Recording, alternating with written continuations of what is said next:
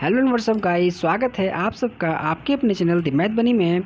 अगर आपने अब तक हमारे चैनल को सब्सक्राइब नहीं किया है तो अभी सब्सक्राइब करें, वीडियो को लाइक करें। इससे हमें बहुत सारी और वीडियोस बनाने का मोटिवेशन मिलता है ना। आप एक वीडियो पर अगर लाइक शेयर करते हैं तो हमें 10 और वीडियो बनाने का मोटिवेशन मिलता है। तो लाइक शेयर कमेंट ये सब ज़रूर करना चाहिए, ठीक है, हमें मोटिवेशन मिलती है। तो हम आज इनफिनाइट सीरीज़ का सोल्यूशन आपके सामने पेश करने वाले हैं। कुछ स्टूडेंट्स जो हैं हमें रिक्वेस्ट कर रहे थे कि इनफिनाइट सीरीज़ का सोल्यूशन डालिए, ठीक है।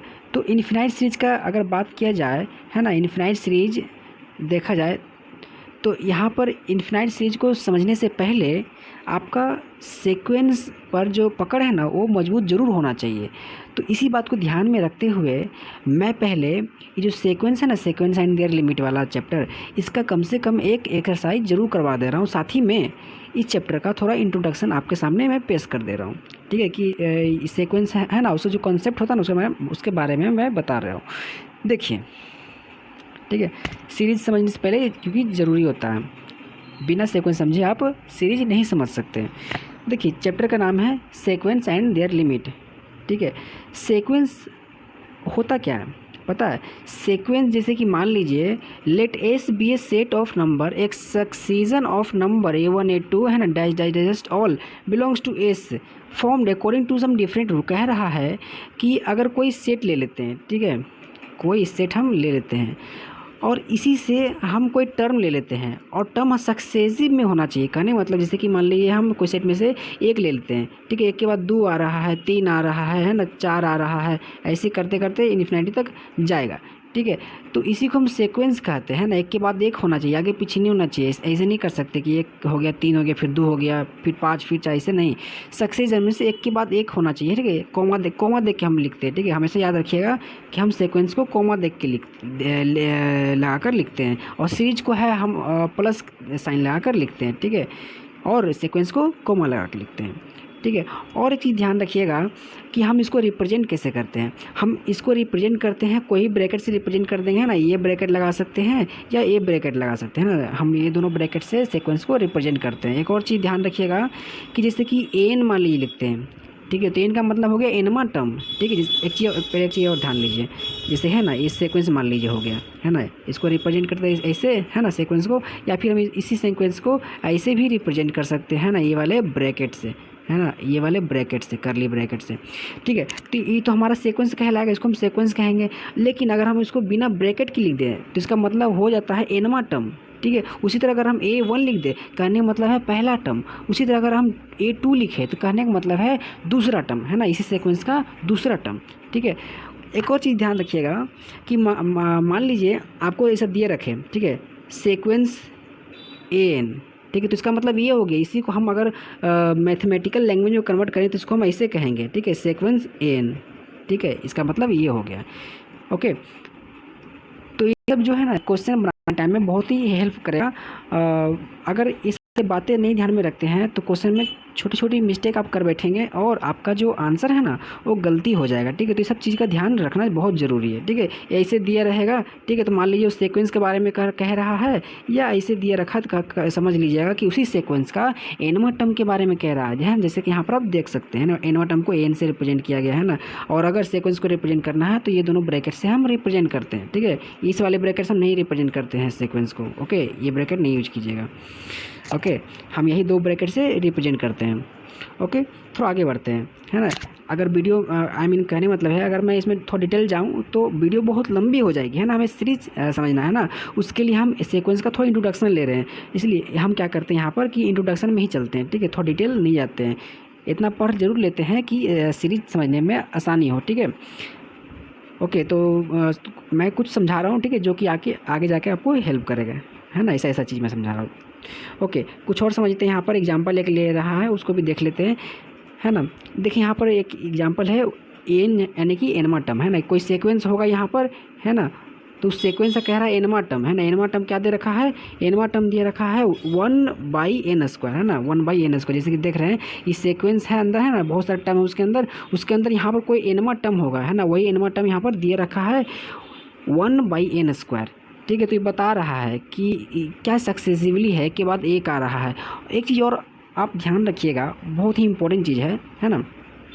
देखिए फ्रैक्शन कितने तरह के होते हैं, एक होता है प्रॉपर फ्रैक्शन, एक होता है प्रॉपर फ्रैक्शन, ठीक है, एक होता है इम्प्रॉपर फ्रैक्शन, है ना। दो बहुत इंपॉर्टेंट चीज़ मैं बता रहा हूँ, ध्यान दीजिएगा। प्रॉपर फ्रैक्शन मतलब क्या कि न्यूमरेटर बड़ा हो, ठीक है, जैसे हम n/m लिखते हैं न्यूमरेटर बाई डिनोमिनेटर। तो अगर यहाँ पर डिनोमिनेटर क्या हो, एक मिनट कट गया, रुकिए थोड़ा, हाँ देखिए, अगर न्यूमरेटर बाई डिनोमिनेटर से होता ना, तो ऐसे केसेस में जहाँ पर न्यूमरेटर अगर छोटा हो और डिनोमिनेटर बड़ा हो, यानी कि ऐसे हो, ठीक है, तो इसको हम क्या कहते हैं, इसको हम कहते हैं प्रॉपर फ्रैक्शन। ये हमारा क्या है, प्रॉपर फ्रैक्शन हो गया।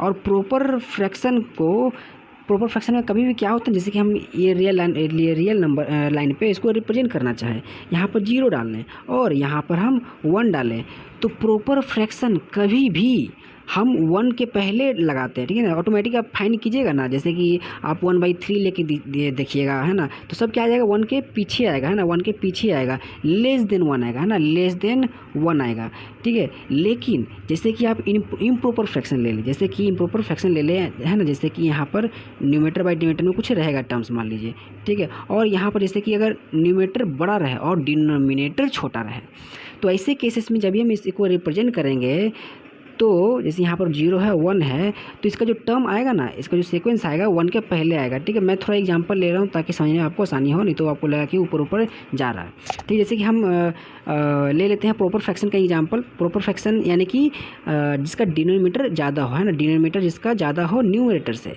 जैसे कि 2/3 ले लेते हैं, है ना, 2/3 ये हो गया ना।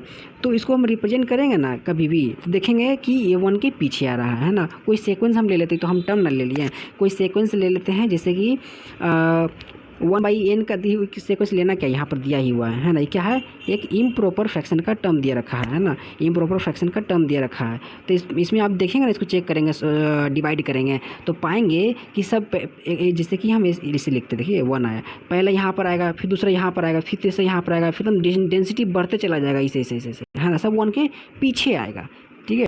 तो यही होता है, थोड़ा आपको ध्यान देना होगा। प्रॉपर फ्रैक्शन यानी कि 1 के पीछे आएगा, और इम्प्रॉपर फ्रैक्शन यानी कि 1 के बाद में जाएगा, ठीक है, ध्यान देना आपको।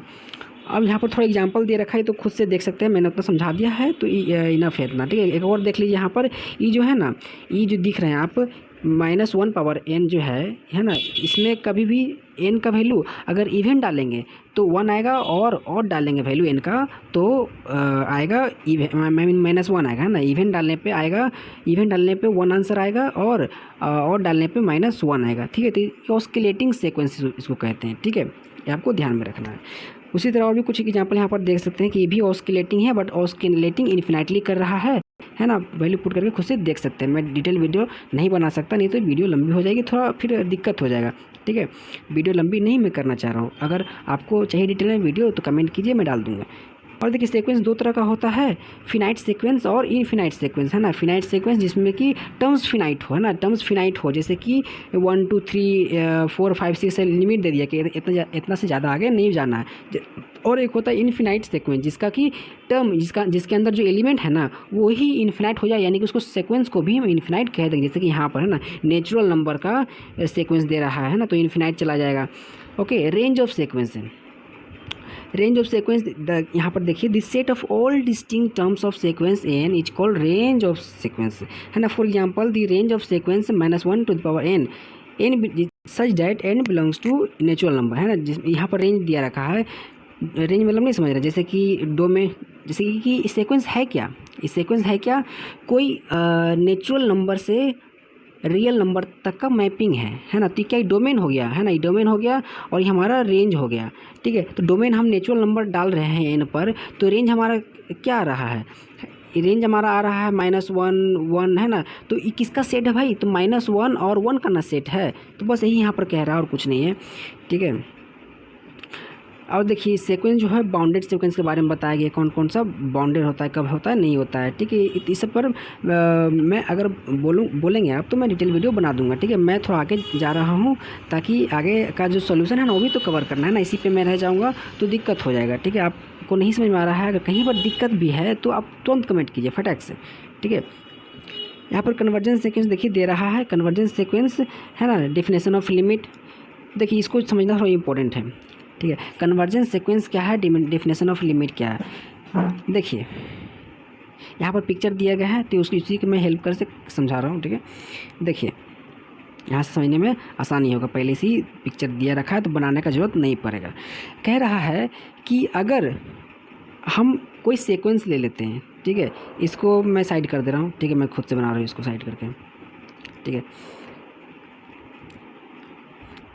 जैसे कि हम कोई सीक्वेंस ले लेते हैं, ठीक है, सीक्वेंस ले लेते हैं, मान लीजिए 1/, सीक्वेंस ले लेते हैं 1/n, है ना। सीक्वेंस मतलब कुछ और होगा, सीक्वेंस ये सीक्वेंस है हमारा, ठीक है। सीक्वेंस का हम एनवा टर्म ले रहे हैं और एनवा टर्म में ही हम क्या कर रहे हैं कि वैल्यू पुट कर दे रहे हैं, 1 का ही पुट कर दे रहे हैं, कभी 2 पुट कर दे रहे हैं ना, इसी तरह आगे चलते जा रहे हैं। तो हमें एक सीक्वेंस मिल रहा है ना, यहाँ पर हम पुट करेंगे, एक मिनट, यहाँ पर हम पुट करेंगे वैल्यू, है ना, एन का, एन इज इक्वल टू हम पुट कर देंगे 1 2 है ना 3 है ना, डॉट डॉट डॉट डॉट आगे तक पुट करेंगे तो हमारे पास इस तरह का एक सीक्वेंस मिल जाएगा, ठीक है। कुछ इस तरह मैं रिप्रेजेंट कर रहा हूँ, यहाँ पर देखिए मान लीजिए हमारा एल है, ठीक है। तो यहाँ पर जैसे हम पुट करेंगे ना तो हमें पता चलेगा कि एक सीक्वेंस कुछ इस तरह जा रहा है ना, कुछ इस तरह आपको जाता हुआ दिखाई देगा, वैल्यू पुट करेंगे तब, ठीक है। तो यहाँ पर हम देखेंगे कि एल पर क्या कर रहा है, कन्वर्ज कर रहा है, ठीक है, एल पर क्या कर रहा है, कन्वर्ज कर रहा है। तो इससे सीक्वेंस को कह देंगे, ऐसे टाइप के सीक्वेंस को हम कहते हैं कन्वर्जेंस सीक्वेंस, ठीक है। और एल पर जाके कन्वर्ज कर रहा है ना, है ना, तो यहाँ पर एल कहेंगे, एल पर कहेंगे कन्वर्ज कर रहा है, यानी कि सीधा सीधे हम कहेंगे कि जो सीक्वेंस है, sequence is converging at the limit L, है ना। और अगर कोई एक्चुअली में कोई एल का वैल्यू आ रहा है तो वो हम बता देंगे कि sequence is converging at the limit 1 या फिर 2, है ना, जो भी हो क्वेश्चन के अकॉर्डिंग उसमें दिखाना होता है, ठीक है। और यहाँ पर देखेंगे, अब हम डाइवर्जेंस सीक्वेंस का एग्जांपल ले लेते हैं, ठीक है। डाइवर्जेंस सीक्वेंस ले लेते हैं, जैसे कि हमारा ये क्या है, डाइवर्जेंस सीक्वेंस का एग्जांपल एक ले लेते हैं, है ना। एन का सीक्वेंस है, इसका एनवा टर्म क्या हो जाएगा, एन हो जाएगा, ठीक है। तो यहाँ पर हम अगर एन इज इक्वल टू 1 2 3 ऐसा कुछ पुट करते चले जाएँ तो हमें सीक्वेंस कुछ इस तरह मिल जाएगा ना, पुट करके आप देखिएगा तो हमें कुछ इस तरह वैल्यू मिल जाएगा, ठीक है। आप देखेंगे कि ये किसी खास पॉइंट की ओर कन्वर्ज ही नहीं कर रहा है, किसी खास पॉइंट की ओर करने, मतलब मान लीजिए हम एन ले लेते हैं यहाँ पर, ठीक है, एन पॉइंट ले लेते हैं, ठीक है। अब सोचेंगे कि चलो यहाँ पर मिल जाएगा, पर देख रहे हैं उसके भी आगे चला गया। मान लीजिए यहाँ पर कोई पॉइंट ले लेते हैं तो उसके पता चला, जैसे हम इनका वैल्यू इन्फिनिटी में जाएंगे उससे ही वैल्यू आगे इसका सीक्वेंस का पहुंच जाएगा, है ना। कहीं इसका मतलब रोक कहीं पर है ही नहीं, कोई रुकावट ही नहीं इसमें। तो ऐसे सीक्वेंस को हम कहेंगे डाइवर्जेंस सीक्वेंस, ठीक है, ठीक है। तो ये हमारा क्या हुआ, डाइवर्जेंस सीक्वेंस हो गया है, ठीक है। और थोड़ा आगे चलते हैं, ठीक है, इसको रोक कर आगे चलते हैं। चलिए, जो इम्पोर्टेंट है उसको मैं समझा दे रहा हूँ, बाकी जो बच जाएगा वो तो डेफिनेटली क्वेश्चन में आ ही जाएगा, ये सॉल्व करते करते हम लोग समझ लेंगे, है ना। एग्जांपल जो भी है थोड़ा चीज़ है, इम्पोर्टेंस लिमिट जो है ना, थोड़ा चीज़ जो है हम समझ लेते हैं, बाकी सारा जो है क्वेश्चन में ऑटोमेटिक आएगा तो मैं बता दूँगा, ठीक है। ये सब देख सकते हैं, सब कुछ क्वेश्चन में आने वाला है, मैं बता दूँगा, ये भी आने वाला है। कन्वर्जेंस सीक्वेंस इज बाउंडेड, है ना, डायरेक्ट एक थ्योरम पर एक बेस्ट प्रूफ आपको देखने को मिलेगा, डाइवर्जेंस सीक्वेंस सब कुछ आने वाला है, सब कुछ क्वेश्चन में आपको मिलेगा, है ना। ये भी मिलेगा, ऐसे सारा क्वेश्चन भरा पड़ा है, ठीक है, ये भी मिलेगा, है ना। ये आप ध्यान रखिएगा, यहाँ पर ये वैल्यू आप ध्यान रखिएगा, ऐसा अगर मिलेगा स्ट्रक्चर आपको तो लिमिट आप एक्सपेंड कर सकते हैं ना। ये आप सब कुछ ध्यान रखिएगा ना, याद रखने का चीज़ है, ठीक है, क्वेश्चन बनाने में हेल्प करेगा। उसी तरह और कुछ है यहाँ पर इम्पोर्टेंट लिमिट है ना, ये भी आपको ध्यान में रखना होगा। यहाँ पर इसका प्रूफ दिया रखा है, ये आपको ध्यान में रखना है, क्वेश्चन में यूज होगा, ठीक है। यहाँ पर देखिए थ्योरम दिया रखा है, इसको भी ध्यान में रखना है। मैं सारा ये सब जो है ना क्वेश्चन में यूज होगा, ठीक है। मैं तो वैसे बता दूंगा, इसलिए मैं आगे चलते जा रहा हूँ, ठीक है। यहाँ पर मैं डिटेल में इसको बताऊँ तो बहुत टाइम लग जाए। यहाँ पर कुछ थ्योरम एक देख लीजिए थोड़ा सा, ठीक है। कह रहा है कि अगर एन कोई, देखिए पहली बात ये, मान लीजिए कोई बी एन हमारे पास सीक्वेंस है, ठीक है, और बी एन सीक्वेंस का हम उसका कहाँ पर कन्वर्ज कर रहा है ये निकाल नहीं पा रहे हैं, ठीक है। तो ऐसे केसेस में हम क्या करेंगे कि उसके अगल बगल के सीक्वेंस का कहाँ कन्वर्ज कर रहा है ना, ये निकाल लेंगे, ठीक है। उसका अगल बगल का सीक्वेंस देखेंगे अगर कि ई भी 0 की ओर कन्वर्ज कर रहा है और उसके आगे वाला भी 0 की ओर कन्वर्ज कर रहा है, तो हम कह देंगे कि बीच वाला जो बी यानी बी एन जो है वो भी 0 की ओर कन्वर्ज करेगा, है ना। यही सीक्वेंस स्क्वीज प्रिंसिपल का होता है, मतलब, ठीक है। यही सीक्वेंस प्रिंसिपल यहाँ पर, स्क्वीज प्रिंसिपल यहाँ पर यूज होता है, ठीक है। स्क्वीज प्रिंसिपल पर वैसे मैंने एक डिटेल वीडियो बना रखी है, जाके देख सकते हैं, ठीक है। वैसे मैं उस टाइम फंक्शन पढ़ा रहा था, तो फंक्शन पर एक होता है स्क्वीज थ्योरम, ठीक है, उस पर बनाया है। सीक्वेंस पर एक स्क्वीज प्रिंसिपल होता है, ठीक है। स्क्वीज प्रिंसिपल जो होता है एक फंक्शन के लिए होता है, ठीक है, और एक होता है सीक्वेंस के लिए। तो मैंने वैसे फंक्शन पे बना रखा है, तो कोई बात नहीं है, आप जाके देख सकते हैं, उसको कहानी की तरह है, ठीक है। समझ कॉन्सेप्ट ही तो समझना है, ठीक है। बाकी यहाँ पर तो मैं समझा ही दूंगा, ठीक है। तो अगर फिर भी नहीं समझ में आए तो हमें कमेंट कीजिए, मैं सीक्वेंस पर भी स्क्वीज प्रिंसिपल जो है ना उसको भी समझा दूंगा, ठीक है। स्क्वीज प्रिंसिपल दो चीज़ पर होता है, एक फंक्शन पर, एक सीक्वेंस के। देखिए यहाँ पर कुछ इंपॉर्टेंट लिमिट है, ये भी आपको बहुत ध्यान में रखना है, एकदम रट जाना है, बहुत ही इंपॉर्टेंट है, काम आएगा क्वेश्चन में, ठीक है। देख सकते हैं आप, मैं तो ऐसे ही सब यूज करके दिखाई दूंगा कैसे कैसे यूज होगा, फिर भी आप यहाँ देख सकते हैं, इसका प्रूफ भी दिया गया है, ठीक है। आगे चलते हैं, यहाँ पर शो करने के लिए कहा गया, ठीक है। ये भी आप ध्यान रखिए, बहुत इंपॉर्टेंट क्वेश्चन, बहुत बार एग्जाम में आ चुका है, ठीक है। कहिएगा तो मैं इसका भी बना दूंगा, कोई भी डिटेल यहाँ पर कोई भी क्वेश्चन अगर ना समझ में आए ना, वो भी कमेंट कर सकते हैं, कुछ भी, ठीक है, मैं बना दूंगा वीडियो, ठीक है। ये रेशियो टेस्ट है, रेशियो टेस्ट का एक बार ध्यान से देख लीजिए। अगर कोई सीक्वेंस एन ले लेते हैं, ठीक है, सीक्वेंस एन ले लेते हैं और उसका कहाँ पर उसका जो वैल्यू क्या होगा हम नहीं निकाल पा रहे हैं, तो हम क्या करेंगे ना कि उसका n+1 टर्म निकाल लेंगे, ठीक है। n+1 टर्म निकाल लेंगे और उसको n से डिवाइड कर देंगे।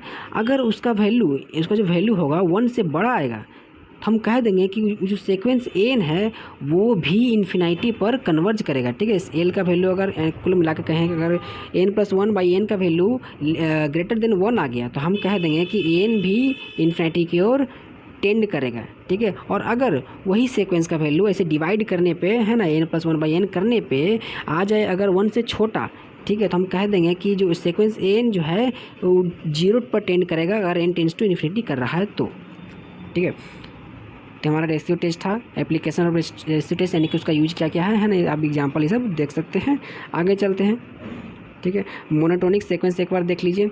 मोनोटोनिक सीक्वेंस यानी कि जैसे कि सीक्वेंस हम लिखते हैं ना 1 2 3 4 5 6 7 8 है, ऐसा है ना, तो ऐसा सीक्वेंस जिसमें अगला टर्म, ठीक है, अगला टर्म पिछले टर्म से बड़ा या बराबर हो, ठीक है। जैसे कि हम 2 लिखते हैं, पिछले टर्म से क्या है, बड़ा या बराबर है, ठीक है। तो वैसे सीक्वेंस को हम कहेंगे मोनोटोनिक सीक्वेंस, ठीक है। तो बड़ा भी हो सकता है और बराबर भी हो सकता है। एक और चीज़ यहाँ पर देखिएगा कि एक होता है हमारा ऑस्किलेटरी सीक्वेंस ना, है ना, जैसे कि ये देख सकते हैं, ठीक है। तो ये हमारा मोनोटोनिक सीक्वेंस कभी नहीं हो सकता, जैसे कि एक और ऑस्किलेटरी सीक्वेंस आप देख सकते हैं, ठीक है। ये भी हमारा ऑस्किलेटरी सीक्वेंस है, बट हमारे ऑस्किलेटरी सीक्वेंस जो है ना ये -1 से 1 के बीच में ऑस्किलेट करता है, बट ये जो हमारा टर्म्स है ना, ये वाला टर्म्स ऑस्किलेट करता है इन्फिनिटली, ठीक है। एन का वैल्यू आप चेक करके एक एन का वैल्यू आप रख के देख सकते हैं ना, इन्फिनिटली टेंड करेगा n × -1 वाला, ठीक है। तो ये मोनोटोनिक सीक्वेंस था। आगे चलते हैं, मोनोटोनिक कन्वर्जेंस सीक्वेंस, है ना, वैसा मोनोटोनिक सीक्वेंस जो कि कन्वर्ज करे, ठीक है, इसको हम मोनोटोनिक कन्वर्जेंस सीक्वेंस कहते हैं, ठीक है। आगे चलते हैं, है ना, डिटेल में नहीं जा रहा हूँ ताकि वीडियो लंबा ना हो, इंपॉर्टेंट चीज़ मैं बताने की कोशिश कर रहा हूँ। ये देखिए यहाँ पर कुछ एग्जांपल्स है, ये भी बहुत समझना ज़रूरी है, ठीक है। आसान है, मैं बता दूंगा क्वेश्चन में, क्योंकि ऐसा ही एक क्वेश्चन है एग्जांपल से रिलेटेड, एक्सरसाइज में क्वेश्चन है, ठीक है, मैं बता दूंगा। ये सभी इंपॉर्टेंट एग्जांपल है, बहुत बार एग्जाम में पूछ चुका है। एग्जांपल नंबर 2 है ना, और एग्जांपल नंबर 3, ठीक है, दोनों बहुत इंपॉर्टेंट है। अब आ जाते हैं हमारे एक्सरसाइज पे, एक्सरसाइज 2A, ठीक है। एक्सरसाइज 2A में हमें कह रहा है construct A sequence of real number which is bounded but not convergent दूसरा है कन्वर्जेंट बट नॉट मोनोटोनिक, तीसरा है बाउंडेड बट नॉट मोनोटोनिक। तो यहाँ पर देखिएगा आप यहाँ पर कंस्ट्रक्ट करने कह रहा है, मतलब किसी भी एग्जांपल देने से काम नहीं चलेगा। आपको बताना होगा कि जैसे मान लो कोई सीक्वेंस का नाम दे दिए हैं, ठीक है, तो आपको बताना होगा कि यहाँ पर क्या हो रहा है क्या नहीं हो रहा है, ठीक है, आपको बताना होगा, ठीक है, पूरा का पूरा डिटेल आपको देना होगा, ठीक है। कंस्ट्रक्ट भी करने के लिए कह रहा है, एग्जाम्पल देने के लिए नहीं कह रहा है, ठीक है। तो चलिए इसको करते हैं सारा एक्सरसाइज का ना, सारा क्वेश्चन का हम सोल्यूशन करेंगे, है ना, सारा सोल्यूशन का। चलिए तो क्वेश्चन नंबर 1 में आते हैं। Construct A sequence of real numbers which is bounded but not convergent. Bounded, ठीक है, वैसा सीक्वेंस जो बाउंडेड हो, यानी कि कहने का मतलब है जैसे कि आप कोई गेम वेम खेलते हैं, ठीक है, तो वहाँ पर बाउंड्री होती है कि नहीं, कि इसके पार नहीं जाना है ना, इसी के अंदर खेलना है। तो इसी तरह सीक्वेंस जो होता है ना, उसमें भी बाउंड्री लगी होती है किसी किसी में, उसे बाउंडेड सीक्वेंस कहते हैं। जैसे कि मान लीजिए कोई सीक्वेंस है और हम कह दें कि ये जो है इस खास इंटरवल के बीच में ही पड़ रहा है, इसका सारा जो टर्म्स है इस सीक्वेंस का वो किसी खास इंटरवल के अंदर में है, तो हम कहेंगे वो सीक्वेंस बाउंडेड है, ठीक है। वही हमें सीक्वेंस यहाँ पर बताना है कि और वैसा सीक्वेंस जो कि बाउंडेड हो, ठीक है, और कन्वर्जन नहीं हो, मतलब कि किसी बाउंड्री के अंदर तो हो लेकिन किसी खास पॉइंट पे, किसी खास वैल्यू पे वो कन्वर्ज ना कर रहा हो, ऐसा टर्म का सीक्वेंस बनाना है, ठीक है, कंस्ट्रक्ट करना है ना, कंस्ट्रक्टेड सीक्वेंस, है ना, ऑफ रियल नंबर्स। तो देखिए हमको एग्जांपल ले लेते हैं, हम ले लेते हैं एक ऑस्किलेटरी सीक्वेंस का एग्जांपल -1n का। अगर हम इसी पे हम n = 1 2 3 4 ऐसा कुछ पुट करते चले जाएं तो हमें सीक्वेंस मिलेगा, कुछ इस तरह सीक्वेंस मिलेगा, -1 +1 -1 +1, है ना। ये सब सारा सीक्वेंस देखेंगे आप कि सब -1 है या तो +1 है, या तो -1 है या तो +1 है ना, -1 है और +1 है, ठीक है। ये ना डिक्रीज कर रहा है वैल्यू, है ना फैल भी रहा है, ठीक है, अपने ही जगह पे अड़े हुए हैं, है ना। तो ये क्या हो गया, ये एक तरह का ऑस्किलेटरी सीक्वेंस कह सकते हैं, ठीक है, जो कि किसी खास इंटरवल के अंदर में है ना, -1 से 1 है ना, और साथ ही में बाउंडेड है ना, -1 से 1 है ना, बाउंडेड है, और साथ ही में ये कन्वर्ज भी नहीं कर रहा, अपनी जगह पे अड़े हुए हैं, ठीक है, रिपीट कर रहा है, ऑस्किलेट कर रहा है, ठीक है। तो ये एग्जाम्पल हो गया है ना, not bounded but not converging sequence का। अगला देखते हैं, ठीक है। आप यहाँ पर ये देखिए मैंने लिख रखा है यहाँ पर, है ना, जो चीज़ आप समझ रहे हैं सिर्फ उसी को लिख देना एग्जाम में, ठीक है, वही आपका सोल्यूशन हो जाएगा। Clearly the term of the sequence is repeating one after another and not converging to an unique value, है ना, कोई यूनिक वैल्यू पे जो कन्वर्ज नहीं कर रहा है ना, एक यूनिक वैल्यू पे कन्वर्ज नहीं कर रहा और रिपीट भी कर रहा है, ठीक है। Hence we can also say sequence is bounded between -1 to 1, और क्या है, ये कन्वर्जन भी नहीं है, ठीक है। अगला देखते हैं, हमारे पास क्वेश्चन है कन्वर्जेंट बट नॉट मोनोटोनिक। ऐसा सीक्वेंस को हमें बताना है जो कि कन्वर्जेंट हो बट मोनोटोनिक नहीं हो। मोनोटोनिक का मतलब क्या है, जैसे कि अगला टर्म जो है पिछले टर्म से बड़ा हो, या फिर अगला टर्म जो है पिछले टर्म से छोटा या बराबर, है ना, यही ना होता है। जैसे कि हम A1 A2 लेते हैं, है ना, A3 लेते हैं, तो यहाँ पर हमारे पास मोनोटोनिक में डेफिनेशन ये होता है कि कुछ इस तरह हो, ठीक है ना, या फिर स्ट्रिक्टली भी ले सकते हैं ना, A1 है ना, A2 A3 ऐसा कुछ हो, है ना, या फिर इसका उल्टा भी ले सकते हैं, A1 जो है ग्रेटर और इक्वल टू A2 हो तो हो, या फिर ऐसे हो, है ना, या फिर इसी का भी स्ट्रिक्टली ले सकते हैं, A1 जो है स्ट्रिक्टली ग्रेटर देन A2, है ना, स्ट्रिक्टली ग्रेटर देन A3। तो सबका ये मोनोटोनिक सीक्वेंस का ये डेफिनेशन हो गया, है ना। ऐसा नहीं होना चाहिए कि इसके बाद जो अगला आया वो छोटा है बट उसके बाद जो लिए हैं वो अचानक से बड़ा हो गया, है ना, बड़ा छोटा ऐसा नहीं होना है। बड़ा हो रहा तो आगे बड़ा ही होता चला जाए, बराबर हो रहा तो भी ठीक है, बराबर ही होता चला जाए, ठीक है, घटना बढ़ना नहीं चाहिए, ठीक है। तो मोनोटोनिक नहीं तो नहीं हो पाएगा। तो हमें क्या करना है कि कन्वर्जेंट बट नॉट मोनोटोनिक ऐसा सीक्वेंस बताना है। तो हम एग्जांपल ले लेते हैं ना, ये n टर्म है, इस n टर्म में हम n = 1 2 3 पुट करके एक सीक्वेंस निकाल लेते हैं, ठीक है। वैल्यू पुट करके हम देखेंगे कितना वैल्यू में मिल जाएगा, ठीक है। तब हम चेक करेंगे कि मोनोटोनिक है कि नहीं पहले, ठीक है। यहाँ पर देख सकते हैं जैसा कि -1 है, ठीक है, ये नेगेटिव में है, अगला क्या है पॉजिटिव, यानी कि 1/2। तो जाहिर सी बात है 1/2 पॉजिटिव है तो ज़्यादा रहेगा, है ना, -1 से ज़्यादा रहेगा। फिर उसके बाद देखते हैं अगला है -1/3, तो फिर से देख रहे हैं कि 1/2 ज़्यादा है, जबकि इसको होना चाहिए था, अगर मोनोटोनिक हमें करवाना रहता तो इसको करने मतलब बड़ा होना चाहिए था, बड़ा हो रहा तो सब बड़ा हो जाए, छोटा हो जाए तो सब छोटा ही रहे, तब मोनोटोनिक हो पाता। बट यहाँ पर बड़ा है, कोई छोटा है ना, तो ये मोनोटोनिक तो है नहीं, है ना, मोनोटोनिक ये नहीं है। लेकिन वही हम बात करें वैल्यू निकाल के हम यहाँ पुट करेंगे तो देखेंगे कि इसका सारा जो वैल्यू है ना, एक के बाद जो एक आ रहा है सीक्वेंस, वो सारा का सारा जीरो के पास पहुँचता जा रहा है ना, देख रहे हैं एकदम डिक्रीज करते जा रहा है, जीरो के पास पहुँचता जा रहा है। यानी कि जो सीक्वेंस है बी एन है ना, वो कन्वर्ज कर रहा है जीरो पे। जैसे जैसे हम एन टेंस टू इन्फिनिटी कर रहे हैं, वैल्यू इन्फिनिटी की ओर बढ़ाते जा रहे हैं, एन इक्वल टू 1 2 3 4 इन्फिनिटी तक पुट करते जा रहे हैं। ये जो सीक्वेंस है बी एन वो जीरो की ओर खिसकते जा रहा है ना। यानी कि जो सीक्वेंस है वो कन्वर्जेंट है और मोनोटोनिक नहीं है ना। ये एग्जांपल इसको हम देख सकते हैं रियल लाइन पे पुट करके, है ना। एक पहले आया था क्या, -1 आया था, है ना, -1, फिर 0.5 यानी कि यहाँ पे आया, फिर -0.33 यहाँ पर आएगा, फिर अगला यहाँ पर आएगा, फिर यहाँ पर आएगा, फिर यहाँ पर आएगा, एकदम जीरो के पास पहुँचता चला जाएगा। ठीक है, एग्जैक्ट जीरो नहीं आएगा बट जीरो के पास एकदम बहुत करीब पहुँच जाएगा, एकदम 0.0003 के पास पहुँच जाएगा। कब? जब जैसे जैसे हम इनकी वैल्यू को इन्फिनिटी तक पुट करते चले जाएंगे तब, है ना। यानी कि हम यहाँ से कह सकते हैं जो हमारा सीक्वेंस है वो कन्वर्जेंट तो है लेकिन मोनोटोनिक नहीं है। ठीक है, अगला एग्जांपल हम ले सकते हैं। अगला क्वेश्चन कह रहा है कि वैसा सीक्वेंस का नाम बताइए जो कि बाउंडेड तो है बट मोनोटोनिक नहीं है ना। बाउंडेड है मतलब कि कोई खास इंटरवल में उसका सारा टर्म पढ़ रहा है लेकिन वो मोनोटोनिक नहीं है, मतलब कि एक के बाद जब एक के बाद एक हम टर्म लेंगे तो वो घटे बढ़ेगा। ठीक है, अगला टर्म घट गया तो अगला, फिर उसका अगला वाला बढ़ जाएगा, बढ़ जाएगा, ऐसा कुछ, तो मोनोटोनिक नहीं होगा। ठीक है, और यहाँ पर हम देख सकते हैं एक और चीज़ नोट कीजिएगा, जो हमारा सेकेंड नंबर एग्जाम्पल था ना, सेकेंड नंबर एग्जाम्पल यानी कि ये वाला, ठीक है, कन्वर्जेंट बट नॉट मोनोटोनिक, है ना। यहाँ पर नोट कर सकते हैं कि ये जो इन्फिनेटली ऑस्किलेट करता है ना, ये उसका उल्टा है, इन्फिनेटली ऑस्किलेटिंग का उल्टा है। ठीक है, नोट करने वाली बात है, ठीक है, ध्यान देने वाली बात है, एग्जाम में लिखिएगा नहीं, समझने के लिए सिर्फ है।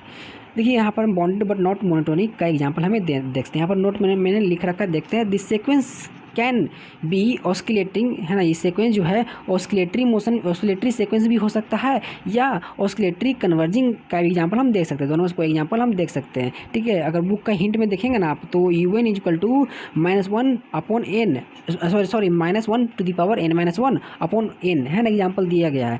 तो वो जो है ना, वो जो एग्जाम्पल दिया गया है ना, वो क्या दिया गया है, वो बाउंडेड और नॉट मोनोटोनिक का एग्जांपल दिया गया, साथ में वो कन्वर्ज भी कर रहा है। ठीक है, इसका एग्जांपल दिया गया है ऑस्किलेटरी कन्वर्जिंग का।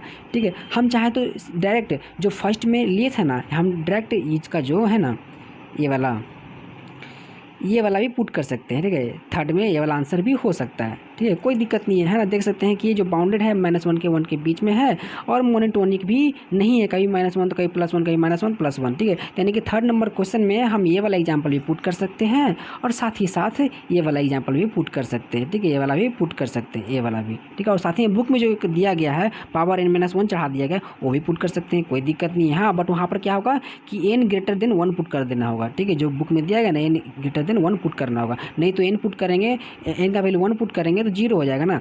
ठीक है, वही डिफरेंस है। ठीक है, हम अलग से ले लिए यहाँ पर कोई सीक्वेंस ले लिए हैं -1 to the power n upon n। ठीक है, तो यहाँ से हम सीक्वेंस बनाते हैं n इक्वल टू 1 2 3 4 ऐसा कुछ पुट करके। ठीक है, पुट करेंगे तो वैल्यू आपको कुछ इतना मिलेगा, इतना वैल्यू मिलेगा। यहाँ से आप देख सकते हैं, है ना। हम चेक करेंगे कि पहला सीक्वेंस यानी इसको A1 कहते हैं ना, हम n इक्वल टू 1 डाल के निकाले हैं तो इसलिए A1, n इक्वल टू 2 डाल के जो दूसरा टर्म निकालें इसको A2 कहते हैं ना, A1 है, A2 है, A3 है, A4 है। तो देख सकते हैं कि कोई बड़ा है तो कोई छोटा है ना, ये नेगेटिव है तो जाहिर सी बात है अगला पॉजिटिव है तो उससे छोटा ही होगा। फिर अगला यहाँ पर नेगेटिव है तो ये पक्का छोटा ही होगा, है ना, ये बड़ा होगा। वही देख रहे हैं कि घट रहा है, बढ़ रहा है वैल्यू, है ना। इसका एग्जैक्ट वैल्यू यहाँ पर पुट कर देगा -1 1/2, है ना, ग्रेटर हो गया, फिर अगली बार में छोटा हो गया, फिर बड़ा हो गया। ऐसा कुछ एग्जैक्ट जा ही नहीं पा रहा है कि इसके बाद बड़ा होगा तो उसके बाद भी बड़ा ही होगा, या फिर उसके बाद अगला वाला छोटा आ रहा है तो उसके अगला वाला भी छोटा है। ऐसा कुछ आ नहीं ना रहा है, घट रहा है, बढ़ रहा है, घट रहा है, बढ़ रहा है।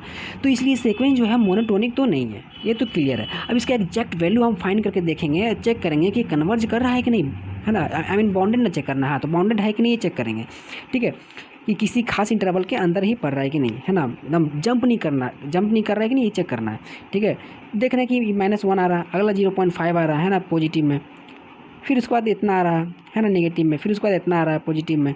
ठीक है, तो ये देख रहे हैं जैसा कि सब का सब जो वैल्यू है ना, या तो -1 है, या तो कहने मतलब या तो -1 है या 0.5 है, इसके बीच ही में है, बाउंडेड है ना, बाउंडेड है इसका वैल्यू बाउंडेड है। इसको रियल लाइन पे भी प्रेजेंट कर सकते हैं ना, बाउंडेड इसका वैल्यू है, इसका वैल्यू बाउंडेड एकदम यहाँ पर अगर -1 डाल दें, इधर 0.5 है तो सारा वैल्यू इसके अंदर ही दम है, ठीक है, इससे आगे बढ़ नहीं रहा है, ठीक है, बाउंडेड है। हाँ, तो कुल मिलाकर हम ये कह सकते हैं जो गिवन सीक्वेंस हमने लिया है Cn, ये क्या है, बाउंडेड है बट मोनोटोनिक नहीं है, ठीक है। और साथ ही में यहाँ से यह भी कह सकते हैं कि कन्वर्जिंग भी है, ठीक है। चलिए, तो ये हमारा क्वेश्चन का आंसर था, ठीक है। अगला जो क्वेश्चन का आंसर है वो हम अगले वीडियो में करेंगे। सो आई होप ये वीडियो आपके लिए हेल्पफुल रही होगी। ऐसे ही और वीडियो पाने के लिए हमारे यूट्यूब चैनल द मैथ बनी को सब्सक्राइब जरूर करें।